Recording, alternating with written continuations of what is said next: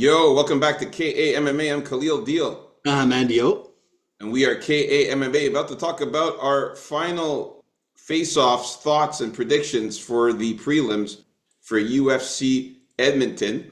Obviously, it's going to be Brandon Moreno versus Amir Albazi, but we're going to start off with the prelims, talk about the first fight in the prelims with Jamie Lynn Horth versus Ivana Petrovic. And started off, Andy O. Any changes? Do you still who do you got still here?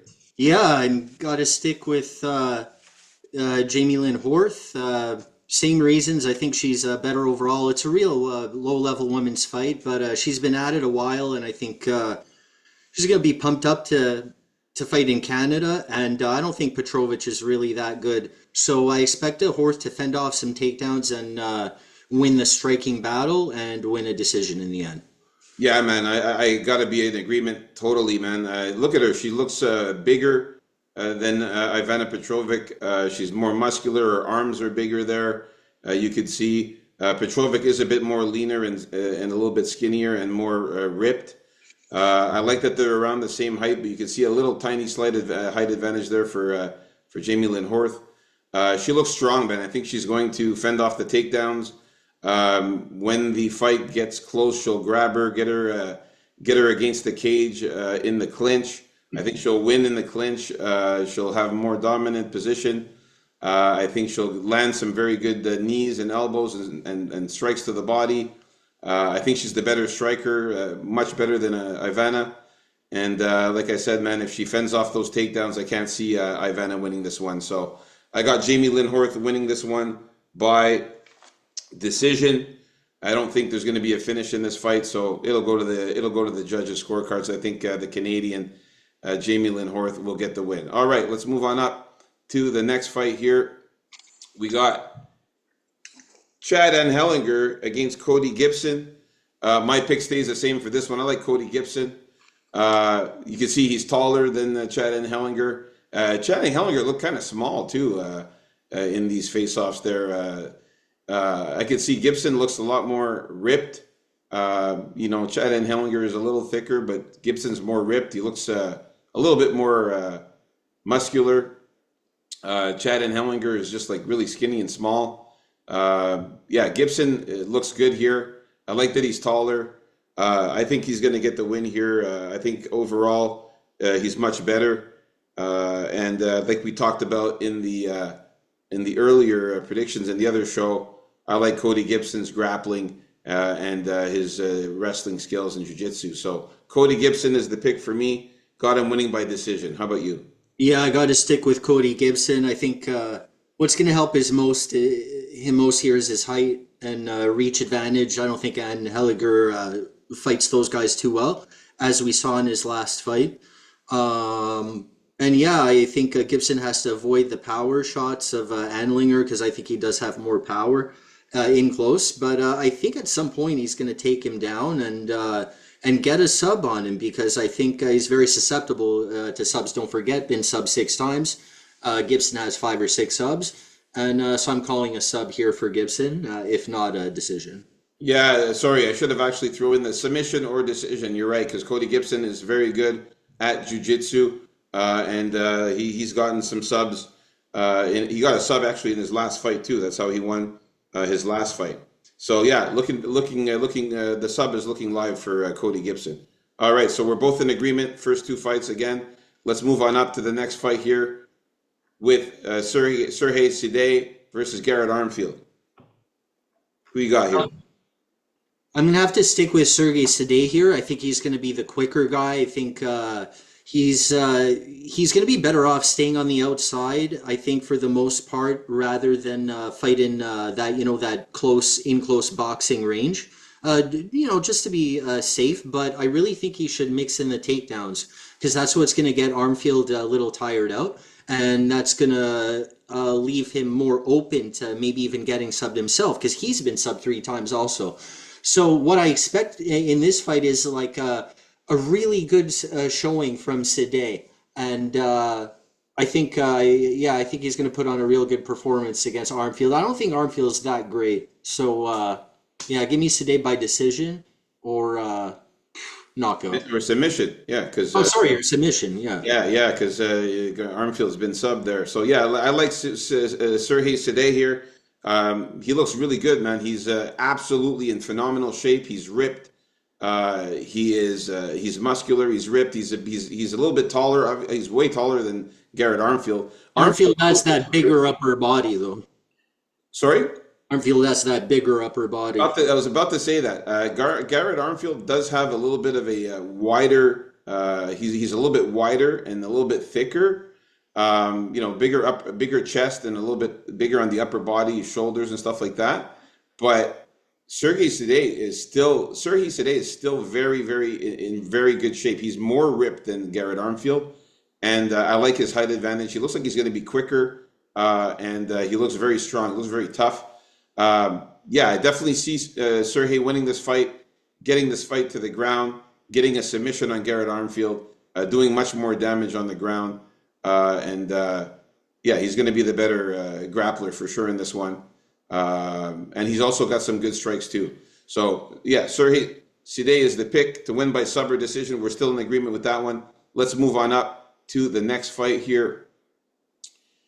We got Alexander Romanov against Rodrigo Nascimento. For this fight here, I gotta say that luckily Alexander Romanov is wearing that flag, okay, because he is not in good shape. Okay, he's fat. I thought he was going to be in better shape.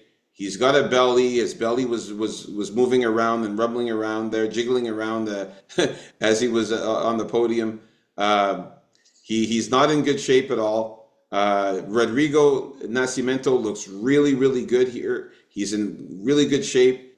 He's more lean. He's more muscular. I find he's bigger actually. He's got actually a little bit taller too. I just think that he is going to just be a little bit better in this fight. If Romanov doesn't get the takedown or doesn't land a huge, crazy looping shot or a crazy straight punch or something or a hook on Nascimento, I think Nascimento is going to be able to take down Romanov himself, which is a good possibility. I think he's going to be the better striker too. I think he can land some hard strikes on him too. I like Nascimento to get a finish here. I think he knocks out Romanov, or maybe even gets him on the ground and submits him. I see a finish here for Rodrigo Nascimento. Much better shape. I think he's going to be quicker, and Romanov's going to gas out with his fat self. What about you, Andio? Yeah, I think Romanov's chances to get him early and swing at him, but not even hit him. Just get into a position where he can grab him and take him down and do what he did back in the old days, and just like stuff his forearm in his face and in his neck and force down. But if that doesn't happen, that's where the tiredness is going to get in the way. That's where Nascimento is going to be able to extend the fight, and the longer he does that, the more Romanov's going to not be able to take him down anymore if that first one's not successful. And Nascimento's going to just, I don't know, maybe even sub an exhausted Romanov out. Or ground and pound, I'm thinking. I'm seeing like Romanov's tired, Nascimento takes him down, gets on top, ground and pound, or maybe submission. Yeah, I don't think too highly of both of these guys, but I'm picking Nascimento here. I can't, just because I've had enough of this Romanov. So sub or knockout for Nascimento. Yeah, same here, man. I see a finish. I can't see this fight going the distance, man. These guys are going to bang it out and hurt each other. All right. So we're in agreement here. Let's move on up to the next one here. We got Jack Shore versus Yusuf Zalal. All right. Zalal. Yeah, my pick is still going to be Zalal. Although I don't like the odds, I've seen it jump to as high as $3.40 value for Zalal. But yeah, the pick is still Zalal. He's still the same guy. I say is on his tear after getting kicked out of the UFC. Although I don't think Jack Shore is that bad, I think Zalal is that much better, and they seem to be going on different trajectories. Like Zalal's a little better, even everywhere, and even physically. Like you see, his definition is a little better than Shore's here. The height, he's a little taller overall, a little bigger, a little better here, and so I say. But is he gonna continue the finishing streak? I don't know. Let's go with sub or decision for Zalal this time. I got Yusuf Zalal as well. Jack Shore looks like he just rolled out of bed. His hair is all messed up there. He looks like he rolled out of bed. He's not in great shape, man. He looks just like a regular guy. Not very muscular. Not very ripped. Looked very normal. Very normal to me. Doesn't look like he trains hard. Obviously, you can see Yusuf Zalal way better shape, way more ripped, way more muscular. Looks stronger. He's taller, like you said too. You can see it here. He's a little bit taller, and yeah, I think Yusuf Zalal gets the win here. I think he finishes him. I think he gets Jack Shore on the ground, uses his strength, and latches in a submission. I got him winning by a ground and pound KO or submission. I see a finish here for Yusuf Zalal in this one. So yes, we're still in agreement. Are we in agreement in all of the fights, so far? I think so, yeah. Yeah, we're in agreement with all of the fights here so far. That's good. All right, let's move on up to the next one. Charles Jourdain versus Victor Henry. Yeah, this was the one we disagreed on. And I was happy to see that Charles Jourdain made weight. He looked good on the scales. He looks ripped. Still looks muscular. I think he looks bigger than Victor Henry. Look at him. He looks way bigger. No shit, he was too big for the other division. Oh yeah. So I really like this year for Charles Jourdain moving down to this division. I think he's going to be bigger than his opponents in this division. I think he has a good shot at getting some wins here. I think Victor Henry looked kind of skinny and kind of didn't look as good on the scales and didn't look as good in the face-offs here. Can't really see his body from this picture, but if you see him, he looks a little bit skinny, not as muscular as I thought he would be. So I'm really happy to see Charles Jourdain looks in better shape, more ripped, more muscular. I got Charles Jourdain winning this one for sure here. And I got Charles Jourdain winning this one. Again, I think it's going to be a finish here again. So I got Charles Jourdain winning this one by KO or submission. He better hope it's going to be a finish because Henry's not going to slow down. He's going to have way more volume. He's going to have more takedown attempts. And he's just not going to let Jourdain catch his rhythm. I think this is kind of a desperation attempt by Jourdain to go down in weight class, try to be the weight bully a bit. The guy has 8 losses, or 9 losses, whatever it is. Looks like he's trying something a little different. Sometimes these step downs just don't work the way you expect them to. So this is what I'm looking for in this fight. So the prediction is that Jourdain is not going to find his groove, that he's going to have it a little more difficult to track Henry down. And he's not going to have enough space to use his varied, albeit very dangerous looking striking. So let's hope Henry avoids that. I like him as the dog here, so the pick is going to remain the same for me. And give me decision. I think Victor Henry, though, is not going to be able to use his strength to take down Charles Jourdain. I think Charles Jourdain is going to be too big for him. I think he's going to be too big for Victor Henry to take him down. And I think Charles Jourdain can land some hard punches on Victor Henry. Let's not forget, Victor Henry is 37 years old. Charles Jourdain is still 28 years old, still very young, still in his prime. Charles Jourdain is still learning from his mistakes in the past. He has time to improve, time to learn better, improve his skill. And I think he's gonna hurt Victor Henry, man. He's just a bigger guy. I think he's gonna hurt him, man. That's what I think here. So we're in disagreement in this one. I got Charles Jourdain winning by finish, and you got Victor Henry winning what, the decision, or? Yep. All right, let's move on up to the next fight here. Ariana Lipski versus Jasmine Jusidovicius. Yeah, I was gonna put in Ariana De Silva, actually, but everyone's just so used to Lipski, I think. And there's just so many Silvas and Da Silvas, so we'll keep it on Lipski for now. I'm sticking with Jazzy J. I think she's going to use her wrestling. She knows that it's her wrestling that's going to win her this fight. Nothing else, no striking, not trying anything fancy. And I think she's going to take Lipski down a lot. And I think Lipski's going to try and find some subs from her back. I don't think Judovicius is going to let her. I think if she finds some space, Lipski's going to land the better strikes. But I don't think she's going to be given enough time to really do that too much. And if she does, though, she'll probably win the fight. But I'm counting on Judovicius to do the right thing here, keep it simple, safe, and even if she has to hold her against the fence and knee her up, and stuff like that, give her a couple elbows, do that instead of distance strike, do anything to stay away from that. And yeah, so give me Judah Vicious by decision. Yeah, I like Jasmine Jusidovicius here. Same here, man. She's as far as the physical physicality between these two, they're pretty much identical. Both of these girls in great shape. Both around the same size. So I like that they're not. Nobody's bigger than the other. Nobody's looking more muscular or more ripped than the other. These guys are Although I think Judah Vicious should be stronger than Lipsky. Yeah, I think she'll be stronger. I think that using her grappling is what's going to help her here. Like you mentioned, man, I see Jasmine taking her down multiple times in this fight, and I think that that's how she's going to get the win here by getting Ariane Lipsky on the ground and doing more work there. We saw it happen when Lipsky fought Karen Silva. How many times she got taken down by Karen Silva? So I think Jasmine can do the same thing, take her down many times, get her on the ground, and get maybe even a submission. You never know. But Jasmine's got some skills there. She's got some subs. But I'll go with a decision win for Jasmine. Just outworking her, doing more, getting more takedowns, landing some strikes of her own, and yeah, getting the decision win here. All right, in agreement with this one again. Let's move on up to the main event of the prelims here. We got our hometown buddy, Ayman Zahabi versus Pedro Munoz. Ayman Zahabi from me and Andio's hometown.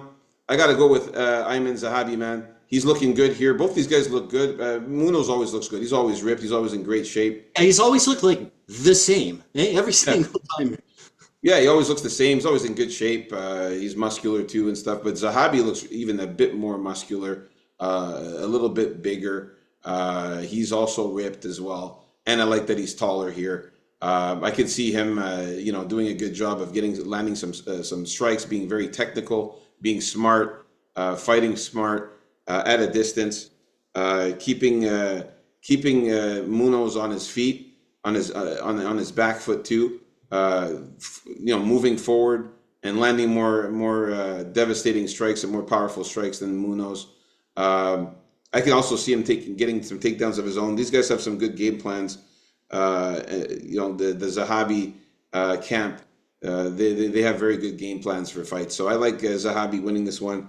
I got Zahabi winning this one by KO or decision. I think he can land something hard on Munoz, maybe knock him out, or win a decision just for doing more damage and landing more strikes. Yeah, hopefully with the good coaching, with the Zahabi coaching there, he's going to be able to find that one or two nice hard shots, in the 15 to 20 shots he damn throws. I think these guys are trying to be, are going to be trying to outsmart each other the whole fight with their counter striking. But I do think Zahabi's going to find a way to win. This is going to be a stand-up battle. I think he's going to find those precision strikes a little more than Munoz. And maybe even, I don't know what's going to happen if they get onto the ground, but I do know that Munoz is probably going to try and pull some ghillie if it gets close to there, right? So Zahabi should be prepared for that and, have thought about what he's going to do after getting out of something like that. Yeah, so just give me Zahabi for being a little more precise and getting a couple more damaging shots in, and a good technical battle here. So Zahabi by decision. There you go, folks. By the way, it was my dog of the week. Not anymore though, but he was. Yeah, if you got him at dog odds, great job. If you guys got him early, now they're pretty much at pick'em odds. So there you have it, folks. Our final thoughts and predictions for the prelims. Stay tuned for the main card. Like and subscribe. And me and Andio only disagreeing on one of the fights in the prelims. So that's a really good sign right there. That should mean money. All right. Take it easy, folks. No, Zahabi the favorite now.